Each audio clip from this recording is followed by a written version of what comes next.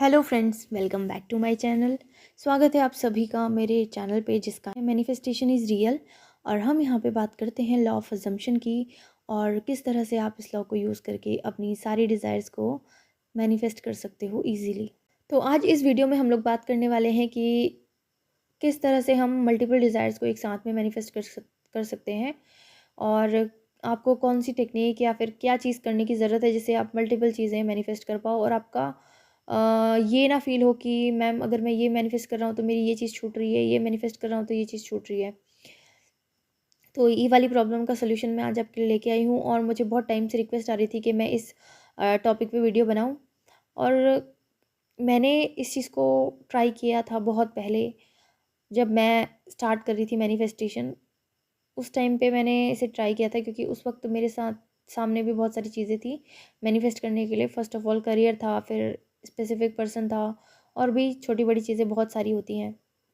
तो वही चीज़ थी कि मल्टीपल चीज़ें मैनिफेस्ट करनी है और वो चीज़ें मैंने कैसे की, मैं आप लोगों के साथ अपनी एक छोटी सी जर्नी भी यहाँ पे शेयर करना चाहती हूँ। सबसे पहले तो मैं आपको बताती हूँ कि अगर आपको मल्टीपल चीज़ें मैनिफेस्ट करनी है, कई बार करियर एंड स्पेसिफिक पर्सन दो बहुत इंपॉर्टेंट चीज़ें होती है जो हम लोग मैनिफेस्ट करना चाहते हैं। कई बार कुछ लोग ऐसे भी आते हैं जो बोलते हैं कि मैम हमें अपना हेल्थ भी मैनिफेस्ट करना है, अपना अपीयरेंस भी मैनिफेस्ट करना है, हमें अपना करियर भी मैनिफेस्ट करना है, एसपी भी मैनिफेस्ट करना है, पेरेंट्स के साथ रिलेशनशिप खराब है वो भी मैनिफेस्ट करना है। तो हम इतनी सारी चीज़ें कैसे साथ में मैनिफेस्ट कर सकते हैं? तो पहली चीज़ तो मैं यही बताती हूँ कि पहली चीज़ और पहली एडवाइस मेरी आप सभी के लिए ये है कि आप पहले किसी एक जो सबसे इम्पोर्टेंट चीज़ लग रही है ना आपको, आप उसके ऊपर काम करना स्टार्ट करो। और अगर आप ये आइडेंटिफाई नहीं कर पा रहे हो कि मेरे लिए अभी सबसे ज़्यादा इम्पोर्टेंट क्या है, मेरे लिए तो सारी चीज़ें इम्पोर्टेंट हैं, तो उस केस में आपको क्या करना चाहिए? अगर आप आइडेंटिफाई कर पाते हो कि हाँ, अभी मैं करियर मैनिफेस्ट कर लेती हूँ, स्पेसिफिक पर्सन तो हो ही जाएगा। या अगर आपको लगता है कि पहले मैं स्पेसिफिक पर्सन को मैनिफेस्ट कर लेती हूँ और बाद में मैं करियर के ऊपर ध्यान दूँगी, है ना? तो अगर आप ऐसे चॉइस कर पा रहे हो तो अच्छी बात है और you should go for the most important desire of your life first. तो सबसे पहले आपको वही चीज़ मैनिफेस्ट करनी चाहिए जो उस वक्त आपको सबसे ज़्यादा इंपॉर्टेंट लग रही है। तो पहले तो कॉन्शियसली अच्छे से सोच समझ के डिसीजन लो कि क्या मैनिफेस्ट करना है।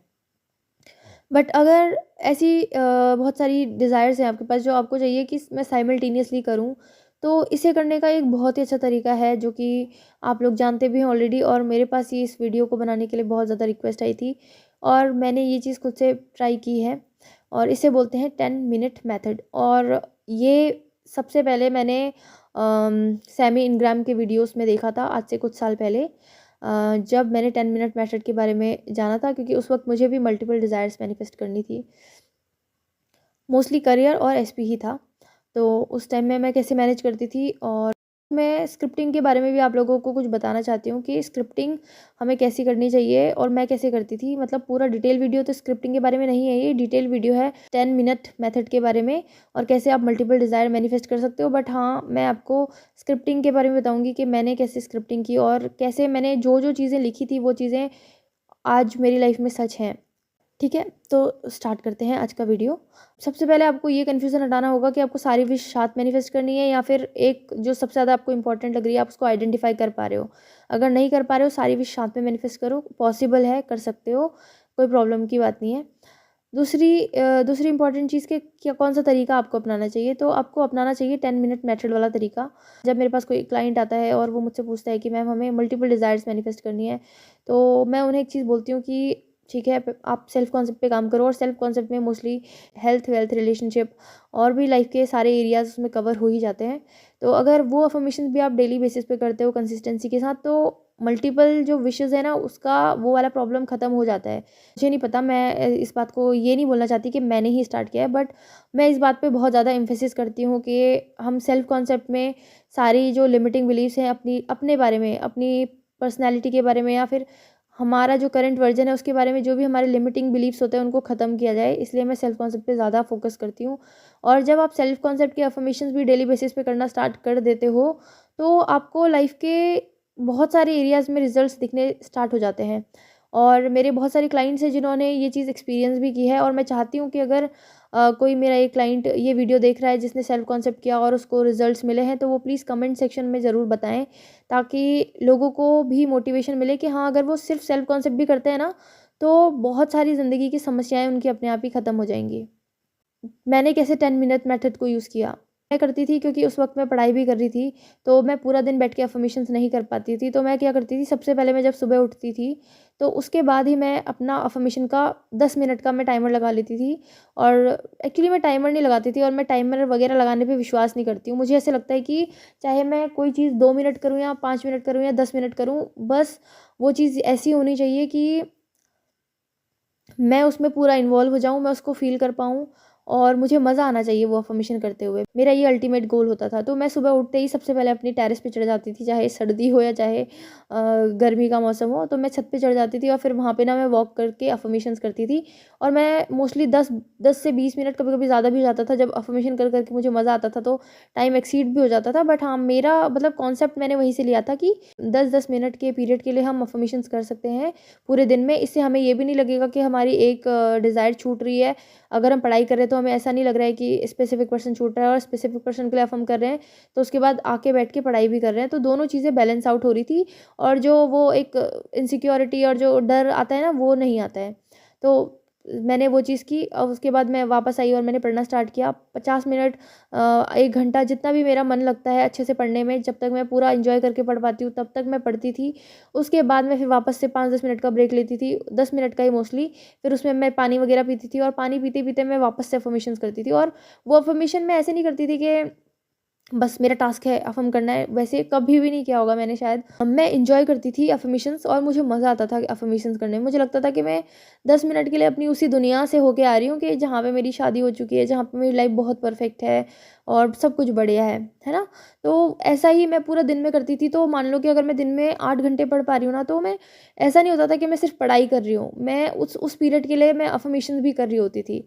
तो इस तरह से मुझे कभी ऐसा डिलेमा क्रिएट नहीं हुआ कि मैं एक काम कर रही हूँ, दूसरा नहीं कर रही हूँ। दोनों चीज़ें मुझे लगता था कि मेरी इक्वली साथ में चल रही हैं, ठीक है? बट ये सारी चीज़ें मैंने की, बट एक टाइम ऐसा भी आया जब मैंने आइडेंटिफ़ाई करना स्टार्ट किया कि मेरे लिए क्या इम्पोर्टेंट है। क्योंकि कहीं न कहीं ये चीज़ भी फ़ील होती है, 10 मिनट मेथड करके आप चीज़ें मैनिफेस्ट कर लेते हो। मैं भी मैनिफेस्ट कर ले रही थी। जैसे जो मैंने उनके पेरेंट्स से मिलना वगैरह मैनिफेस्ट किया, ये उनका कमिटमेंट मैनिफेस्ट किया, अपनी रिलेशनशिप को और ज़्यादा सुंदर होना मैनिफेस्ट किया। वो चीज़ मैंने ऐसे ही मैनिफेस्ट की थी कि ये 10 मिनट मेथड करके। उस इस वक़्त मैं डेडिकेटेडली अफ़र्मेशंस नहीं करती थी, पूरा-पूरा दिन लग के मैं अफ़र्मेशन नहीं करती थी। बस लेकिन मेरा पूरा वो रहता था, मुझे याद रहता था कि मुझे अब नेक्स्ट 1 घंटा आ गया है, और मुझे अब इसमें चाहे 5 मिनट के लिए सही, बट मुझे अफ़र्मेशंस करने हैं।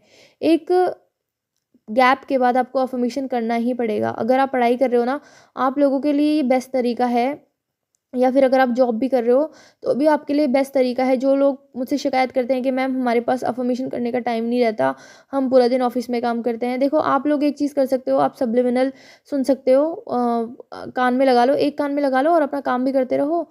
और वो ये भी नहीं लगेगा आपको कि this is law of assumption. अगर आपका अज़म्पशन है कि मैं सब्लिमिनल सुन रही हूँ और मेरा काम हो भी रहा है, मतलब मेरा काम भी हो रहा है और मेरा सब्लिमिनल से मेरे अफ़र्मेशंस भी चल रहे हैं, तो आपके लिए उसके पॉजिटिव ही रिजल्ट आएँगे, ठीक है? तो वही है। अब जो लोग पढ़ाई कर रहे हैं, जो लोग जॉब में हैं, वो लोग भी इस मेथड को यूज़ कर सकते हैं कि जब आप सुबह उठते हो उस टाइम तो आप अच्छे से दे दो अपने आप को 15-20 मिनट अफ़र्मेशंस करने के लिए। फिर उसके बाद जो बीच-बीच का पीरियड होता है ना, जैसे आप काम करो, काम के बीच में ऐसा नहीं होता कि आप 24 घंटे बस नज़रें गड़ा के कंप्यूटर में या फिर नज़रें गड़ा के किसी फ़ाइल में ही बैठे हो। आपको 1-2 मिनट इधर-उधर देखने का मौका मिलता ही है, कुछ रुक के कुछ भी, मतलब ऐसा टाइम थोड़ा बहुत मिल ही जाता है ना, उस टाइम अफ़र्म कर लो। बट एटलीस्ट अपने दिमाग में ये चीज़ रखो कि मुझे अफ़र्म करना है। बिना अफ़र्म करे आपका माइंड रिप्रोग्राम नहीं हो पाएगा, क्योंकि हो जाएगा अगर आप विजुअलाइज़ेशन वगैरह या यूज़ करते हो, बट अगर आप सिर्फ़ अफ़र्मेशन के थ्रू मैनिफेस्ट करना चाहते हो, आपको मैक्सिमम टाइम अफ़र्मेशन करने पड़ेंगे, चाहे आपको अच्छा लगे या ना लगे, आपको अफ़र्मेशंस करने पड़ेंगे। अब जैसे आपने क्या आप ऑफ़िस में हो, आपने ऑफ़िस में काम करना स्टार्ट किया, उसके बाद आप अपने ब्रेक में चले गए, ब्रेक में आपने अफ़र्म किया, फिर आप अपने काम में लग गए, फिर आप ब्रेक लिया 5 मिनट का या 2 मिनट का, जितना भी है, 2 मिनट का ही ब्रेक लो, उसमें अफ़र्म कर लो कि I am already married to my SP या व्हाटएवर यू वांट। फिर उसके बाद अपना काम करो, फिर अफ़र्म करो, फिर काम करो, फिर अफ़र्म करो, फिर काम करो, फिर अफ़र्म करो। ठीक है। तो ये सारी चीज़ें हैं और इसके अलावा मैं स्क्रिप्टिंग के बारे में भी बात करने वाली थी, क्योंकि मुझे बहुत सारे सवाल आ रहे थे कि मैम हम स्क्रिप्टिंग करें तो कैसे करें? एक ही स्टेटमेंट को बार-बार लिखें या फिर अलग-अलग स्टेटमेंट्स लिखें। और देखो सबसे ज़्यादा तरीका, मतलब मैं स्क्रिप्टिंग ज़्यादा नहीं करती थी। हालाँकि मुझे पढ़ना लिखना बहुत पसंद है, मुझे पेन्स खरीदने का, डायरीज़ खरीदने का बहुत ज़्यादा शौक था। तो मेरे पास बहुत सारी होती थी और मुझे गिफ्ट्स में भी बहुत ज़्यादा मिलती थी वो। तो मेरे पास बहुत सारे होते थे, मुझे बहुत अच्छा लगता था लिखना। मैंने आज तक लगभग 20 डायरीज़ तो भरी होंगी। तो वो जो डायरीज़ होती थी ना, तो मैं उसमें लिखना, मतलब मैं ऐसे नहीं लिखती थी कि एज़ अ स्क्रिप्ट लिख रही हूँ, मैं उसको स्क्रिप्टिंग मानती नहीं थी, क्योंकि मुझे बोरिंग लगती थी वो कि मैं लिख रही हूँ अपनी स्क्रिप्ट। मुझे पता है मेरी वो क्या है, बट कभी-कभी ना ऐसे कन्फ्यूज़न सा होता था कि क्या है एग्ज़ैक्टली, मुझे क्या मैनिफेस्ट करना है? अच्छा, मुझे स्पेसिफ़िक पर्सन का एक बिहेवियर मैनिफेस्ट करना है, तो मैं लिखती थी कि मेरा स्पेसिफ़िक पर्सन कैसा है ना? उनका नाम लिखती थी, फिर जो-जो पॉइंट मुझे चाहिए वो मैं उस सबको प्रेज़ेंट टेंस में लिखती थी। कि जैसे अगर मैं चाहती हूँ कि वो ना मुझे हमेशा प्यार एक्सप्रेस करे, तो मैं ये लिखती थी कि वो मुझसे हमेशा अपना प्यार एक्सप्रेस करते रहते हैं। और अगर मैं चाहती थी कि वो मुझे कहें कि मैं हमेशा तेरे साथ हूँ, ठीक है? तो मैं इस स्टेटमेंट को लिखती थी कि he always says that I am always with you, है ना? वो हमेशा ये कहते रहते हैं कि मैं आपके साथ हूँ। तो इस तरह से मतलब आप लिख सकते हो। और जैसे मैंने बहुत सारी चीज़ें लिखी थी। मैं उस पेज के ऊपर से लिखती थी हेडिंग माई रियलिटी, और फिर रियलिटी के नीचे मैं उस सारे पॉइंट्स लिख देती थी कि मुझे क्या-क्या चाहिए अपनी लाइफ़ में। और मैं सच बता रही हूँ आपको, जो चीज़ मेरे को एग्ज़ैक्टली डेट डेट तो याद नहीं है, बट मुझे मंथ याद है कि मैंने मान लो अक्टूबर में मैंने अपनी जो डायरी थी उसमें मैंने लिखा था वो सारी चीज़ें जो-जो मुझे चाहिए। ना केवल मेरे घर के लिए, बट मेरी फैमिली में जितने भी मेंबर्स हैं, जैसे मेरी भाई-बहन है, मेरा घर है, तो उन सब के लिए मैंने जो-जो चीज़ें लिखी थी ना, वो सारी अब सच हो चुकी हैं। मेरी रिलेशनशिप के लिए जो लिखा था वो सच हो चुका है, मेरे करियर के लिए जो लिखा था मैंने वो सच हो चुका है, मेरी हेल्थ के लिए मैंने जो लिखा था वो सारी चीज़ें सच हो चुकी है। तो अगर मैं आज वो डायरी को पलट के देखती हूँ तो उसमें से 98-97% चीज़ें हो चुकी हैं। और आप भी ये चीज़ कर सकते हो, ऐसा नहीं है, बट अपने आप को थोड़ा-सा टाइम दो, थोड़ा टाइम दो अपने आप को। कई बार हम लोग बहुत ज़्यादा इम्पेशेंट हो जाते हैं, ऐसे मत करो। मैं मानती हूँ कि थोड़ा-सा मुश्किल होता है अपनी 3D में परसिस्ट कर पाना, जबकि हमें कुछ मूवमेंट ना नज़र आए, या फिर मूवमेंट नज़र भी आ रही है तो वो उतनी कोई कॉन्क्रीट मूवमेंट नहीं है।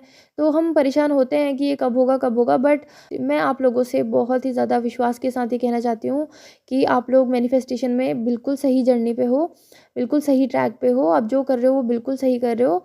आपको ज़रूरत है तो परसिस्ट करने की, और वो आप कर लोगे ना तो आपका जो डिज़ायर है, आपका जो सपना है, वो आपसे कोई नहीं छीन सकता। और आप भी एक दिन ये सोच रहे होगे कि यार, है ना, मैं कुछ दिन पहले ये चीज़ अफ़र्म कर रहा था और आज ये चीज़ मेरी लाइफ में है। ठीक है? तो इसलिए मैनिफेस्टेशन इज़ रियल।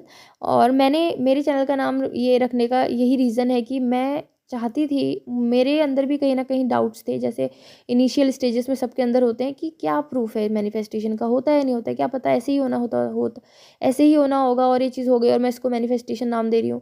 बट मैं बता रही हूँ आपको, लाइफ का एक पॉइंट ऐसा था कि जहाँ पे जो अभी सर्कमस्टेंसेस है ना, उसका पूरा ऑपोजिट था, कंप्लीट ऑपोजिट था। और जो अभी लाइफ में जी जी रही हूँ, मैंने वो चीज़ लिखी थी कहीं पे कि मेरी लाइफ ऐसी होगी, और आज मेरी लाइफ एग्जैक्टली सिमिलर है। तो अगर मैं कर सकती हूँ थोड़ा सा विश्वास करके, तो आप भी कर सकते हो। ठीक है?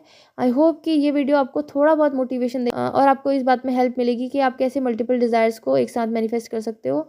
और अगर आप इस तरह से करते हो, एक गैप में अलग-अलग चीज़ों के लिए अफ़र्म करना, तो आपको कहीं न कहीं वो जो डेस्परेशन होती है वो भी नहीं आएगी कि मैं अपने डिज़ायर के लिए अफ़र्म नहीं कर रही हूँ। आप अच्छे से अफ़र्म कर पाओगे, आप कॉन्फिडेंट फ़ील कर पाओगे कि आप सारे एरियाज़ के लिए काम कर रहे हो, आप पॉज़िटिव रह पाओगे। और फिर देखो, अगर आप ओवर द पीरियड पॉज़िटिव रहते हो, फिर आपकी पूरी जो 3D होगी ना, वो पॉजिटिविटी से भर जाएगी, और आपको पॉजिटिव सोचने की आदत बन जाएगी, और आपको ये नहीं सोचना पड़ेगा कि ये चीज़ मेरे लिए काम कर रही है या नहीं कर रही है। वो चीज़ हमेशा आपके लिए काम करेगी। ठीक है? तो happy manifesting to all of you, and I love you. और टेक केयर, बाय बाय।